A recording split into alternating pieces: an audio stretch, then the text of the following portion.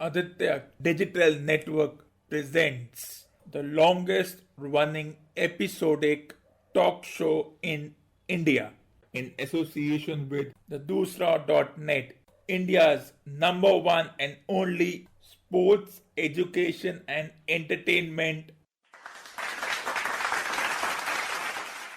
From Sacred Games final episode explained to the disappointment for the Indian football team and their journey towards the World Cup qualifiers to the day and night test match.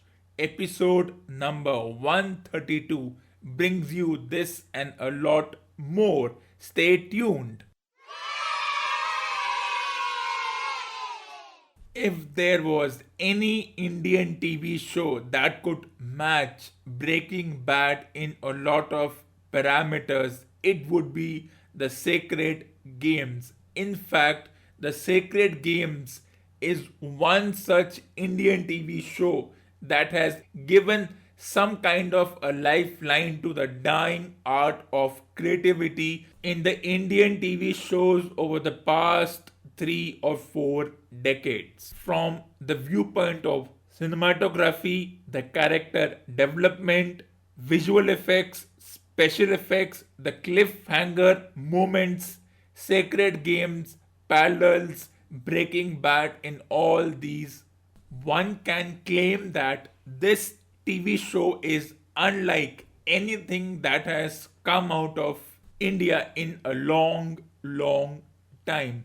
When we talk about Indian TV shows, they are mostly restricted to the stereotypical characters of family relationships or the specific ones between in laws versus the husband wife relationship or the cliched idea of what is family, honor, and other such subjects. And a TV show like Sacred Games, which is adapted from a novel, has broken this stereotype. Sacred Game has all the elements of an Indian TV show and a movie. There is drama, there is revenge, there is the subtle plot of relation between neighbors, but the manner in which it has been dealt with is the focal point of such a TV show. There are a lot of parallels between Breaking Bad's Walter White and Sacred Games'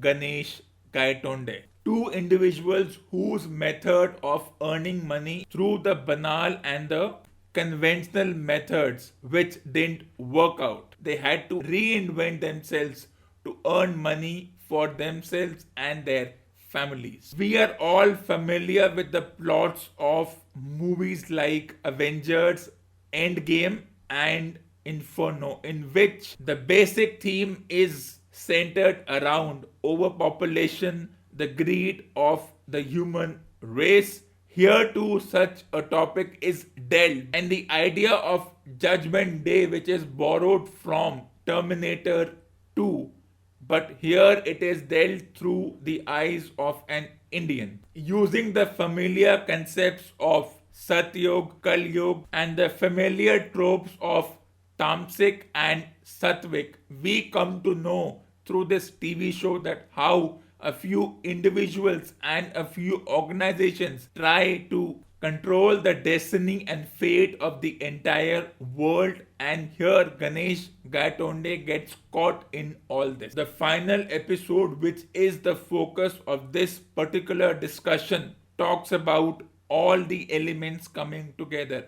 In fact, the title of the final episode, that is Radcliffe, which is the imaginary line drawn between two countries whose relationship had its share of peaks and troughs. Sacred Games tries to show both the sides of the coin by leaving the final judgment to the audience. Though there were a few plot holes in the particular TV show, especially the role of the law enforcement agencies, whose characterization was the weakest in this TV show. But we realize as we watch that the entire trope of the TV show surrounds one character, Ganesh Gaitonde, and throughout the 16 episodes, one sees the development of this character, the relationship he has, and the final realization. The narrative technique in this TV show has been used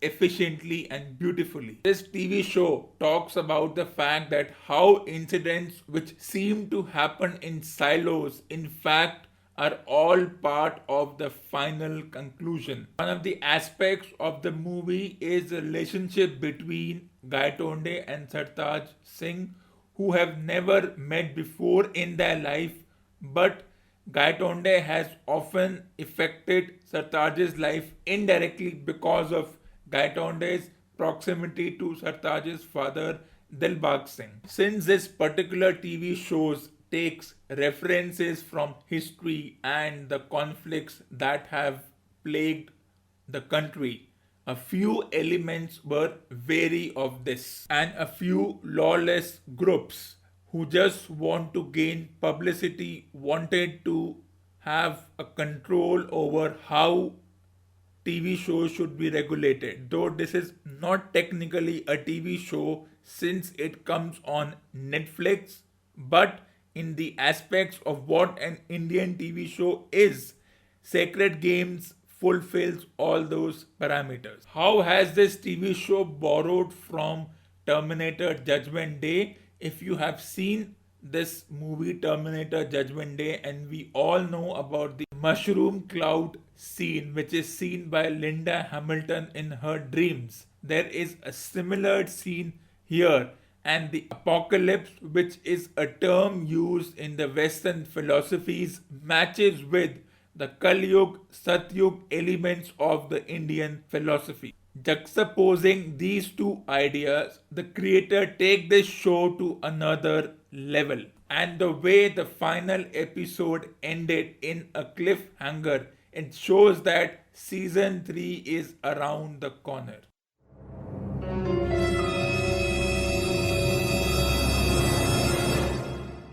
Survivor Series pay-per-view, an annual event which is all about brand supremacy. This is the only pay-per-view where the wrestlers of one brand, that is Raw or SmackDown, and also we can add NXT, temporarily terminate the inter-brand rivalry and unite for brand supremacy. And in this case, it's more than just brand supremacy, it's all about the network supremacy and whether the respective networks in USA which broadcasts Raw and NXT, as well as Fox which broadcasts SmackDown, whether they have drafted in the correct individuals for that particular brand. While the Raw SmackDown rivalry has been a force for decades, it is the entry of the NXT brand which has intensified the rivalry even more, because as it was in the previous Survivor Series pay-per-view, either of the brands would try to breach the fortress of the other brand and stamp the authority before the actual wrestling match began. But now with the involvement of the NXT brand, it has changed the contours of this particular pay-per-view. NXT is a brand in which wrestlers are trained, they are given all kinds of training before they go into the main brands of Raw and SmackDown. In terms of sports, it's a training ground, it's a developmental territory, and this one is being led by Triple H, which makes this triple threat rivalry even more intensifying. Now the question is, which of these three brands will be the last brand standing, thus stamping their authority? At this point, it's difficult to guess, as all three brands are stacked with individuals performing with the correct pedigree, and with the respective teams being led by Roman Reigns on the SmackDown side and Seth Rollins on the Raw side, who were former allies will even add more intensity to the respective matches. But apart from the traditional 5 on 5 men and women's Survivor Series triple threat match, there is also competition for the best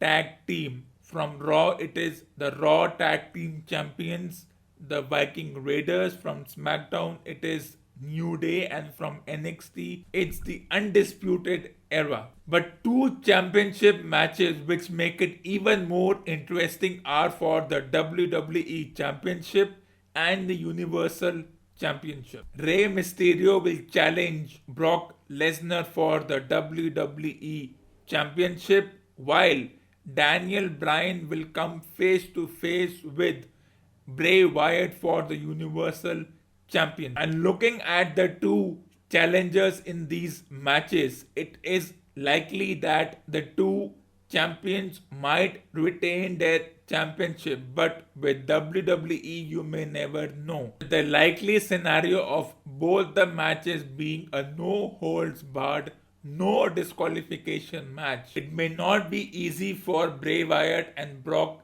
Lesnar if Daniel Bryan and Rey Mysterio reclaim their own charm. Another interesting match is the one between the USA champion, the Intercontinental champion, and the North American champion.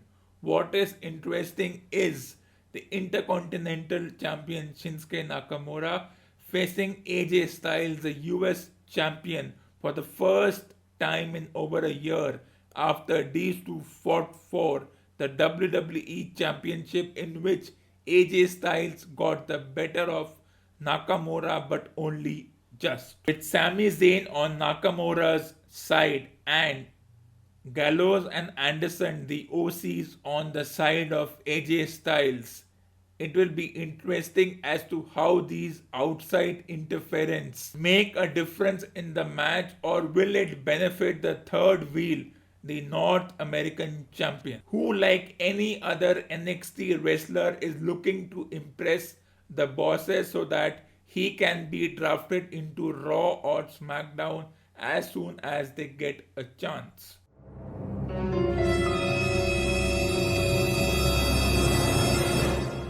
If we are looking at last night's football match, which was against Oman, India versus Oman, from the point of view of only the football qualifiers, that is the 2023 Asian Cup qualifier and the 2022 World Cup qualifier, then from this narrow point of view, one could say that the performance was disappointing because we did not get the result we achieved for this particular challenge. But if we are looking beyond the qualifiers, which is a small fragment in terms of the large ocean called Indian football, then the performance was heartening. Irrespective of the disappointing results, in context of the triviality of the World Cup qualifiers, the performance by the Indian football team so far is heartening to say the least, with limited and a negative support from the part of the media, that is the major publications, who see Indian football not growing but only see the problems in terms of technique. The Indian footballers have to fight a lonely battle. But for me, their performances has opened doors to the various domestic and private tournaments around the globe. The Asian Cup and the World Cup qualifiers did not even get 1% of the coverage because of the parallel matches for the Euro 2020 qualifiers, and we knew where the attention of the Indian publications lie. When you're more excited about Euro 2020 qualifiers and the teams who have qualified and give scant attention to your own country's qualifiers and all the support they need, more than just a monetary support, it shows the lack of interest because they do not get anything in return in terms of monetary compensation, and when such a thing happens, it is likely to cause tremors in the Indian football scene. With the Indian Football League, the ISL, running parallelly, it was always going to be difficult for the media and the publications to divert their attention to a match in which they had already decided that India's chances of making it to these qualifiers is scant, or they have no chance for even putting up a fight. But this is not the time to be disheartened, irrespective of the scene of the points table or India not winning or even putting a fight in these matches. We have to look at this from a larger picture as to how Indian football should be developed, as to what kind of money should be pumped in by the stakeholders involved, as the same way in which the Indian Cricket Board and various sponsors have pumped in money towards cricket. Until the time we have a narrow point of view towards Indian football, that Indian football is struggling, they don't have the technique against stronger teams. Until we change this attitude, till then, we will not give the respect Indian football deserves. By creating this halo effect, a negative halo effect that Indian football has no chance of competing against strong teams. Influenced by this, individuals will not watch the match. The watching the match is only 1% of the support a sport needs, but even that is enough as far as Indian football and our defeatist, gloomy, and the all often cynical attitude is concerned. Unless we change this, Indian football will continue to struggle. It has to be the right match of monetary compensation and the sentiments related to this particular sport. The lack of glamour in Indian football also forces us to look towards other avenues until we change this mindset and show the mature approach towards Indian football. It will be a sport, as far as the Indian sport is concerned, that will be the last to be talked about. You may never know, one talk of, one hint of a positive attitude, a positive outlook towards Indian football, and even the most mature of brands who are hesitant to invest as far as Indian football is concerned may just put in their money because of the emotional and the sentimental context of Indian football.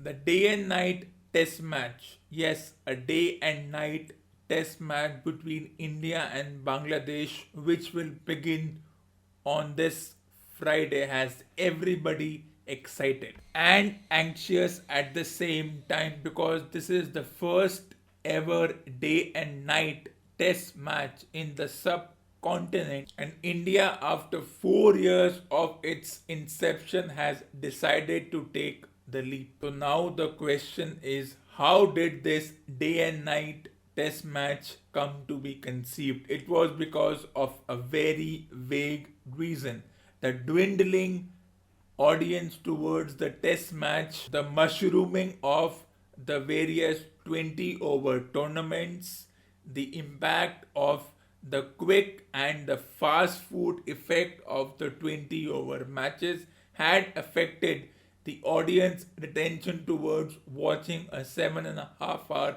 match. To counter this, they decided that since individuals prefer watching match during the evening or late night, why don't we have this traditional format of the game and tweak it for the day and night version? And so was conceived the first ever day and night test match led by Australia and New Zealand. If the talk about white ball and red ball were not enough, if this becomes a norm, then we may add one more color as far as the color of the ball is concerned, the pink ball. And if we go into the technical aspects, the pink ball may swing and seam more than the traditional white ball and red ball.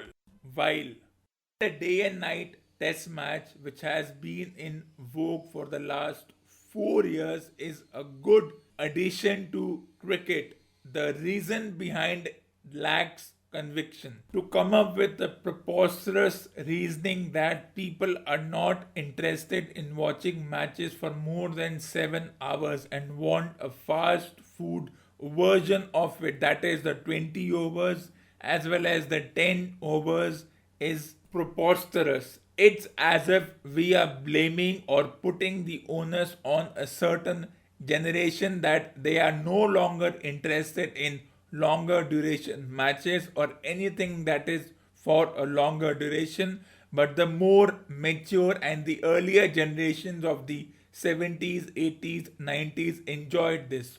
Well, this kind of comparison lacks reasoning. It's a very immature defense of creating this new version. A new theory has come forward that irrespective of the sport you play in, the current generation of players focus more on power and speed rather than skill required to excel in that particular sport. That is why in tennis we cannot go beyond the likes of Nadal, Djokovic, Andy Murray, Roger Federer, because we don't allow ourselves to look beyond them, because the newer players are now more about power rather than skill. As well as we have this discussion about clay courts or hard courts, just like we have the discussion in hockey in the difference between astroturf or the natural turf. Now back to the day and night test. For me, it's just another part of this sport. Day and night has always been there as far as cricket is concerned. Historically speaking, cricket has evolved, though by accident. Cricket was always a game of pleasure. That's why the 5-day game evolved in the 18th and 19th century by the various colonial masters in different part of the world, and then by accident came the 1-day version, which was because a match was rained out, so they decided to have a 60 or a 50 over match. When people became bored of 50 over matches, they decided to reduce the number of overs, and so was born the 20 over matches. Now everybody is also bored from 20 over matches, so they further decide to reduce and make it into a 10 over match. But if the individuals listening to this have ever played backyard cricket, what was your main focus? While bowling, it was to get the batter out, and while batting, it was all about fours and sixes. It was never about technique. Due to paucity of time as kids, when we played backyard cricket, we always wanted to play for a short while. So we had 2 overs, 3 overs, 5 over matches, and it was all about hitting sixes and fours. So the 20 over version and the 10 over version has always existed from time immemorial, since we were kids or we adapted to this sport. Even in football, it was not about technique, it was not about the finesse with which we scored the goal. Our main aim was to score a goal in the opposition's net. It was only when we graduated from being amateurs to being professional in the respective sports where the context of monetary gains was concerned that we were infused with or ingrained with the idea of finesse and technique. A full house in any sport is a misnomer. If our reasoning is that a day and night test match is to pull more crowds, then give these crowds the respect. Because if you don't give the audience, the spectators, the respect as they spend a fortune to watch a match, then these individuals will answer back through empty stadiums. It's a quid pro quo. You want people to come, you give them the respect, you give them the facilities so that they can enjoy the match without worrying about the nitty gritties of travel and accommodation.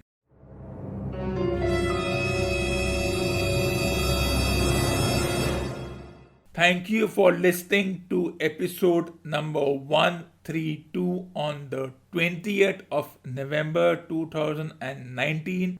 Till then, it's goodbye from the studios of the weekly show with Aditya, presented by the Aditya Digital Network.